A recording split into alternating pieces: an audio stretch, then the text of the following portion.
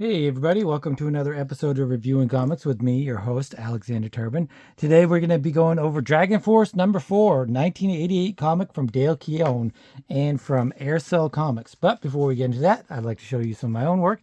This is Random Access. It's a full-size, full-color, 12-page comic book that I produce every month. And we are up to number 28. That was last month, and this month is going to be 29, obviously. And you can get these at patreon.com/Alexander Turbin, which I will have the link in the description. Or you can go to my website, alexanderturbin.com, and check it all out there. There's also other stuff than Random Access at my website.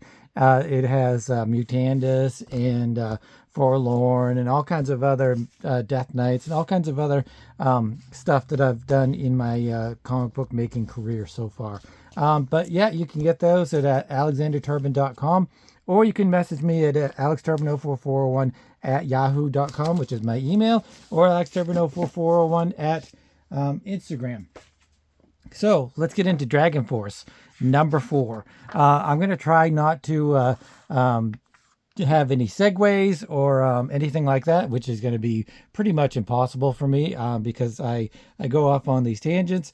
And but I'm going to try to make it short and sweet and succinct today. Let me know if you guys have this issue, have the series. I can't remember if I read it back in 1988 when it first came out. I don't think I did. I think I might have picked up a couple issues later on in the 90s or early 90s or whatever. And because I don't really remember the storyline. I know that I think I wanted to get it like most Aircel books, but it just wasn't in my comic book store. I think they would either sell out or they wouldn't get any enough copies or whatever. There's a million reasons why you couldn't find comic books in a comic book store during the 80s and 90s. It was a little bit of a Wild West situation where there was just, you got it when you got it, and you didn't get it if you didn't get it. Like I said, this is 1988, so this is really during the indie boom, and the I would say the indie boom was maybe 88 to 92 is my thoughts on it. If anybody else has any differing opinions, let me know. I always love to have that kind of conversation because comic books is not unlike any other profession or industry or whatever. It has its booms and its busts, and people are always saying that it's going to go away and stuff, but it just is going to transform into something different. With this whole Diamond going into bankruptcy thing, and indie comics really not getting enough representation, and there's more artists and more creators out there than ever, that it's really going into a different direction, and artists and creators are going to have to find a different outlet to show their books than the regular comic book shop way of doing it. Kickstarter is one way, and we've talked about all that kind of stuff before, and I'm sure we'll talk about it again. So it starts off, this is Dale Keown, DragonForce, and he is very well known for his Hulk. I love his Hulk, and I love his Pit and all of the stuff he does. I really like his artwork. He is super inspired by John Byrne, and before I read this, I was just like, oh, he's just a John Byrne clone, and he just really wants to draw like John Byrne, and there's absolutely nothing wrong with that. A young artist starting out or whatever, and they mimic their favorite artist. I did it. Everybody does it. And then usually you find your own groove, you find your own style and your own way of doing things. And that's just kind of the way that artists grow and mature and stuff. But as I was reading this, he is an X-Men fan. It is clear in his writing because he is the writer, creator. All he didn't do was the editor and the lettering, and which is Mike Charbonneau. Sorry if I butchered that name. Did not do a very good job editing, because if that's part of the publishing printing process, there's a big faux pas here. And at first I was like, before we get into this, and I know that I'm taking a few minutes away from actually delving into the book, but we've cracked it open and we're at the first page. this no border panel around the book. At first, I didn't like it. I still don't like it. It feels very very I don't know. It feels very cramped. Um, it shows more artwork, and that's cool and that's great. But it's also off center. It looks like something that I would print. Check this out here. It's off center on the bottom. So there is a border somewhere, and it is encapsulated in some sort of frame. But it just, the printing didn't do it correctly, and or the editing. They should have sent this back and you know, got their money back and or had them do it again. So there's this wildlife photographer, and he's going to the Rockies, and he's taking pictures of wildlife and stuff, and he sees a brown bear, and the brown bear is in a toxic dump. He's like, hey, that's weird, that brown bear's in a toxic dump. And he's like, that's impossible. And he says the whole dump seems to be moving, but that's impossible. The writing in this, very simple. It's super superhero standard fare, which is not necessarily a bad thing. I feel like he wanted to get more complex stuff and more complex themes and storylines and stuff like that. And I have issue number 7. I'm going to go over that too, and maybe after a few issues, his writing has come along, or did he get a writing partner? I don't know. I'll have to check that out. The art is spectacular.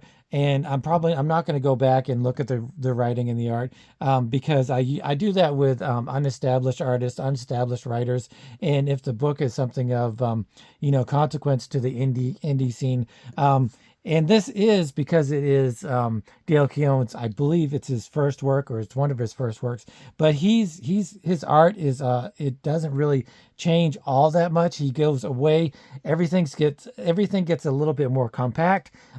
His heads get a little bit smaller. I'm often accused of having big heads on my characters, and you can kind of see that here is he has the same kind of problem. I'm not entirely sure that's true. I know that a lot of people think it is. They're like, short those heads, get those small heads smaller. But I don't know. Do you want the body bigger? Is that what's going on? So there's DragonForce. One of the fantastic things that happens in this comic, it starts from the very beginning, and as you know from all of my reviews or whatever, I love and hate when they don't have a beginning page. This is DragonForce number 4. They don't know that I've read 1 through 3, so there's like a little intro. It's not from the artist telling people what he thinks about politics, or from the publisher saying that things are late or whatever. It actually tells you what happened, and it's a very few sentences, which is really fantastic considering it's been 3 other books. So it's kind of weird that it's very little input here for what happened previously, but it's also good because it's very succinct. It's very they would give DragonForce. I'll read it and then we'll move on. After making good their escape from the evil Huskboar warriors. Okay, so it doesn't really go back that far. I think maybe it just goes back last issue or the issue before too. DragonForce then pilot an alien spacecraft home to safety, to Earth. Sit back and prepare for some unusual changes and non-stop breathtaking action and visuals. So it's really kind of just an overview of the last issue or whatever. It's a superhero team called DragonForce. I don't know where they got their name. If I do see 1 through 3, I'll definitely snag it up. So this is obviously already a 7, and it was going to be a 7 over a 7 anyway, because Dale Keown is a fantastic artist. He's going to be one of those artists that me and Joe look at for our weekly comparison to other artists and voting poll and stuff. So let me know who you think a good comparison would be. Who would be hard to compare Dale Keown with? And maybe we'll do that on Wednesday. That's a possibility. So one of the DragonForce are lying on is it the beach or pool? I can't remember. It's a lake. So she's on a dock at a lake, just kind of sunning herself with her foot in the water, and along comes a hand, one of the other DragonForce, and they're just kind of having this repertoire, and they're kind of flirting a little bit, and they're actually have developed some sort of relationship. like I said, this is very Claremont inspired, very X-Men inspired. So there's lots of interpersonal relationships. There's lots of inner turmoil, and there's a lot of just characters kind of trying to figure out what they're doing and where they're going with their lives. This character is in a wheelchair. I don't know why, but I'm assuming that it was in some sort of battle or whatever.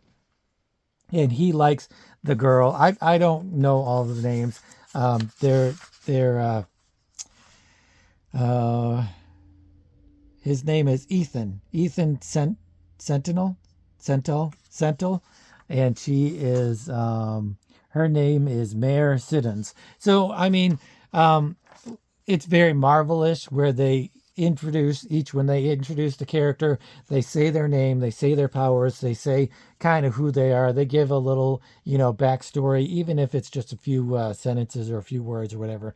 So then we go over to where their spaceship is docked. They had escaped from a battle with a spaceship, and it used to be a helicopter, I guess, and they're repainting it and repositioning it and repurposing it and stuff.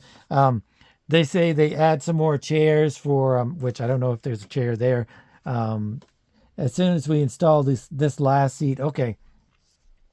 So the writing, even though if it's a little simple, it's very succinct. It's not confusing at all. And even they have reference of a picture of a chair, and then they reference the chair in the dialogue. So that is really fantastic. So I'm really enjoying the dialogue. It's like I said, it's not very complex, and it's very straightforward. It's almost like here we are. We're DragonForce. We're going to tell you what we do. We're going to tell you where we are. We're going to tell you who we are, and you're not going to be confused at all. It's a little too simple. I feel like they could have had some exposition, some kind of, not dialogue, but some kind of I don't know, just sentences, paragraphs of things, that some sort of exposition where it tells something about the team, and it just doesn't rely on the dialogue. Often using only dialogue is a really great thing. In Grendel,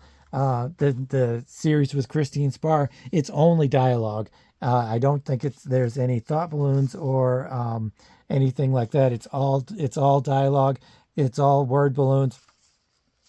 But that flows a little bit better because, well, I'm not going to say Matt Wagner's a better writer, but I feel more intertwined in the Grendel universe because of that story than of this. I picked this up, and even though I would pick up more DragonForce, it's not really entirely because I love the storyline or I love the characters. More, I love Dale Keown's art. It's definitely carrying the bulk of the book, and I'm not going to say I discount the characters or the story, but I kind of do.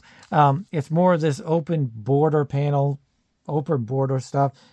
It's very off center, not cut very well at all. So I would have liked to have seen a little bit shrunk down so you could see all of the artwork. You're missing some artwork. You're missing some panels, not some panels, but you're missing some dialogue, right? Like right here, you're missing, this is completely cut off, so you don't know what's up here, which is kind of troublesome. There's a costume change out of nowhere. I hate that. I hate it when they costume change out of nowhere. She just says this was a, what's her name? Samurai or, I can't remember. Kamikaze. Her name's Kamikaze. She just changes her outfit. I think she wanted to show some legs, which there's nothing wrong with that. But he could have done it in a different way. Maybe she could have had a ceremonial garb and looked at her, looked at it before she showed the team or whatever. But then they also have different armor. This person who has a jewel, and she, I guess her power is to transform into an armored tank or whatever, which I think used to be his, because they go through this thing. As you know, my armor was destroyed on the Hellescorp imprisonment barge, and this being the only remaining, and my gem being the only remaining gem, well, you get the picture. So I think she's taking his armor, which I'm not entirely sure if that is what is going on. But so they're just showing a couple pages of them changing their costumes and stuff. And this guy who was in the wheelchair, has some bionic legs or whatever, and he decides to take off and kind of get some fresh air or whatever. And this character here, I don't know what his name is. Does it say his name? Nope, doesn't say. Mark is the guy in the wheelchair, and I don't know who that is. Do they say his name? Yeah, they say his name earlier. Where two members of the Dragon Force choose to spend their leisure time in more productive ways. For Cole Drake and Holly Sentinel. No. For Cole Drake and Holly Sentinel, the time has been spent renovating and overhauling the alien spacecraft. So she must be sisters of the other Sentinel, and this guy is Cole Drake. So Cole throws a walkie-talkie or whatever to the guy leaving to have his little walk in the woods, walk in the mountains to clear his head and stuff. And then he's going along, and he totally misses the guy from the beginning who was the photographer taking photos of nature and wildlife and stuff. He ends up at their residence. I don't know, it must be a cabin. Actually, it looks more like a complex or something like that. And Cole catches him as he walks through comes to the door, and he's been like attacked by some creature, and he tells them the story about the black bear, or the brown bear rather, and the toxic dump. And if they didn't believe him, then he's got pictures. And so again, having the illustration of a camera, and then the not the dialogue but the exposition saying what he has caught on the camera, which is really good storytelling. It's really good narrative storytelling, but it's just not intricate enough for me. It's just a little bit too simple. I think like not a lot happens in this whole issue.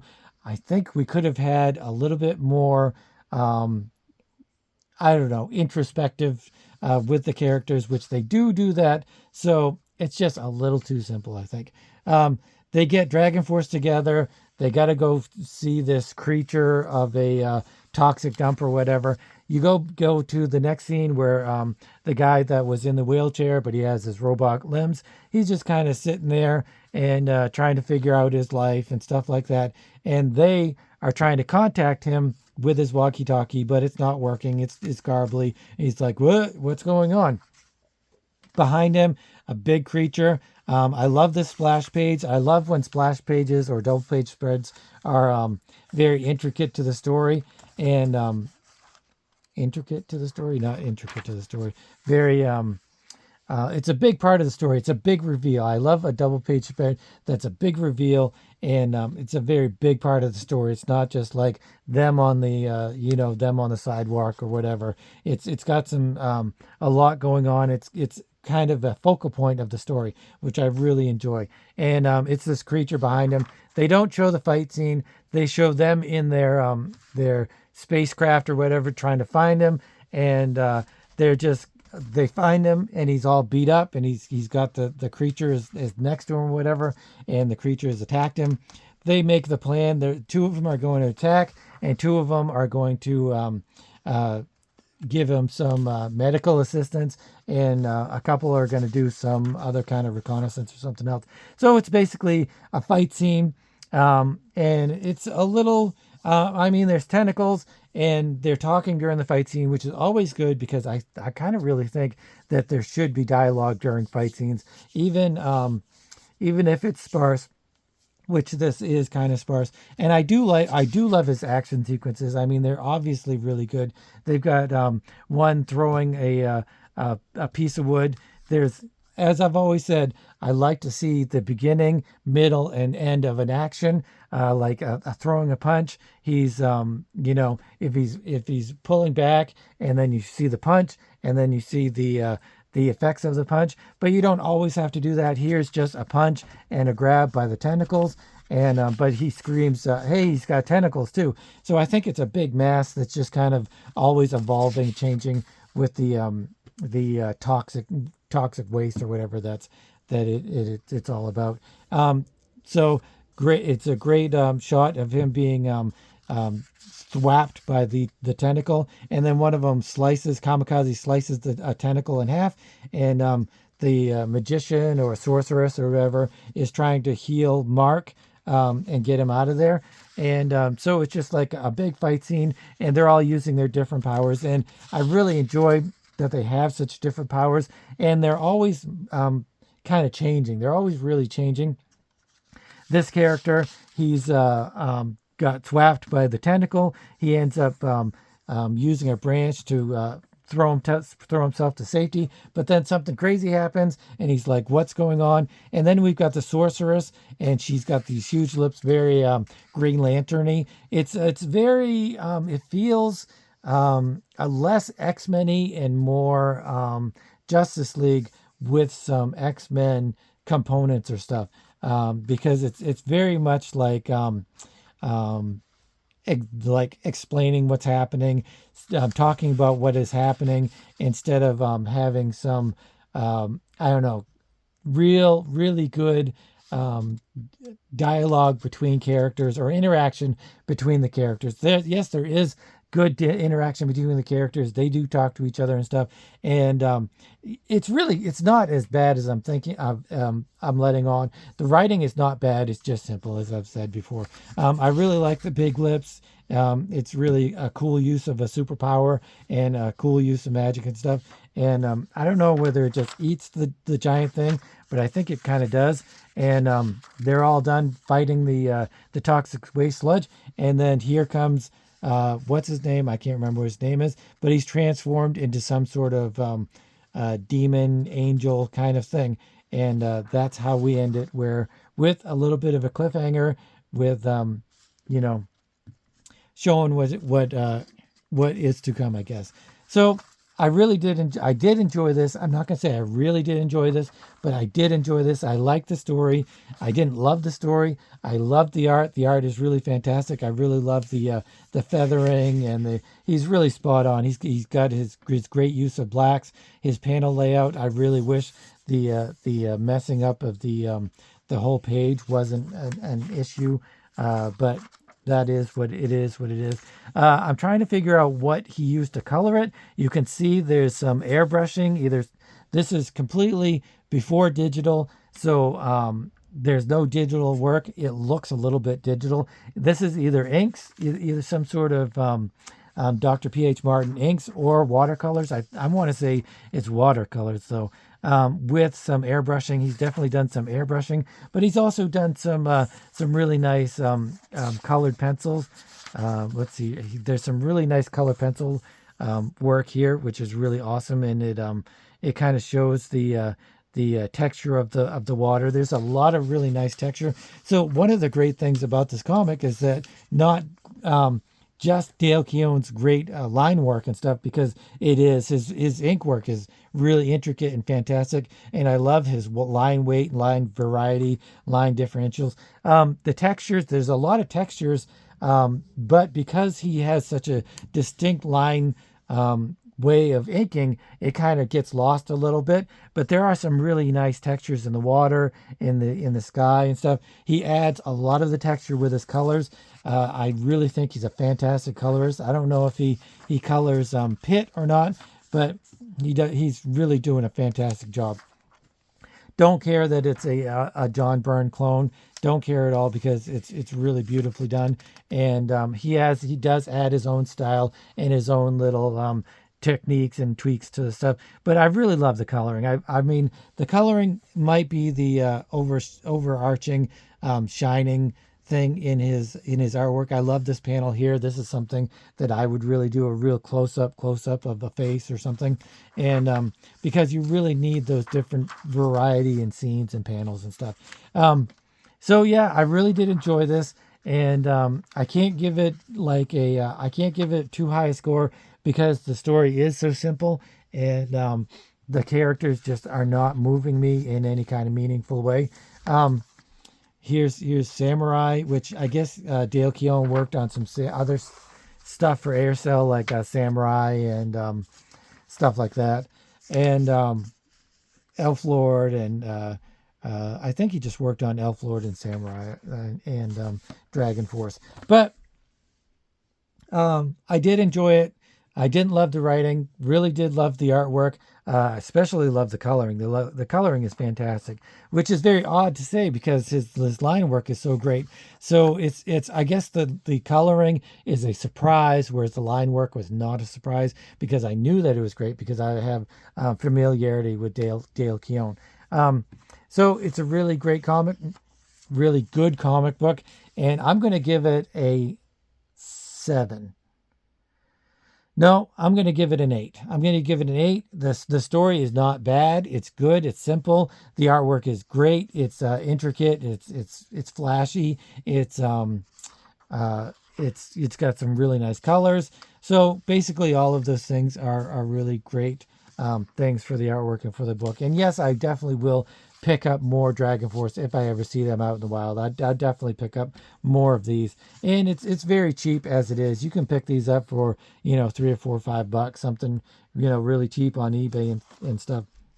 So there you go. Dragon Force #4 by Dale Keown and Aircel from 1988 is a pretty good comic. Let me know what you guys think. Do you love Dragon Force? I do love this logo a lot. It's a little bit hard to read if it was bigger, but then it would have kind of been hard to align and maybe longer. But it's actually good because you can see all of the artwork and none of this logo is really impeding the artwork on the cover. So I guess that's really good. But let me know what you guys think. And if you're new to the channel, please consider subscribing because this is what I do. I like to show off indie comics and from the 70s, 80s, 90s, and really just anything intriguing or unusual that I come across and I think that you guys will like too. So let me know what you think and leave a like and all of that cool stuff. And yeah, Dragon Force, I'm gonna give it an 8. That is my final. That is my final grade for Dragon Force.